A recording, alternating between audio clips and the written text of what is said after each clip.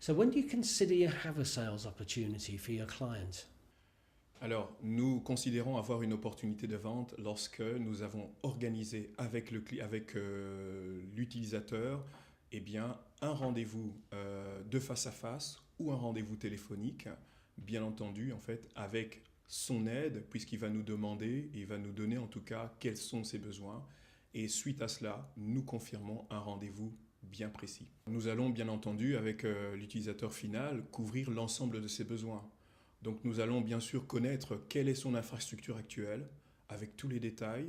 Nous allons bien entendu parler aussi du budget, si un budget est disponible, si c'est à l'horizon 6 mois, 12 mois. Donc nous aurons bien entendu l'information à ce sujet. Nous allons bien sûr lui demander aussi qui sera présent lors du rendez-vous. Est-ce qu'il sera seul ou bien accompagné de ses collaborateurs?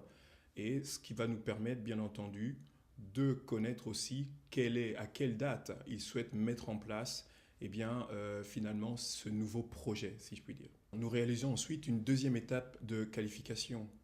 Donc là, il s'agit d'un Business Development Manager qui va prendre contact à nouveau avec l'utilisateur final pour valider que les points qui ont précédemment été soulevés à son encontre sont les bons, pour bien s'assurer que les besoins n'ont pas été modifiés, s'assurer aussi des détails tels que le lieu du rendez-vous, par exemple. En même temps, ce qui est important, de savoir le nombre, confirmer le nombre de personnes qui sera présent en fait au rendez-vous, et bien entendu aussi à quel moment précisément il souhaite réaliser la mise en place d'un tel projet. Nous complétons la remise en présentant directement cette opportunité à notre client.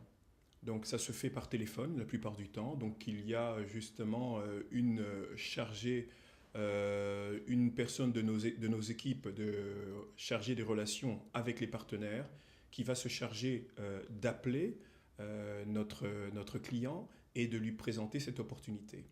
Donc suite à cela, il va y avoir un suivi qui va être effectué par email, bien entendu, pour connaître justement quelle a été l'issue du rendez-vous, quel en a été le résultat en tout cas, et quel sera le processus suivant s'il y a une étape. Donc il peut y avoir peut-être la prochaine étape, c'est la mise en place d'un devis, ou bien la prochaine étape, effectivement, c'est la confirmation peut-être d'un deuxième point précis.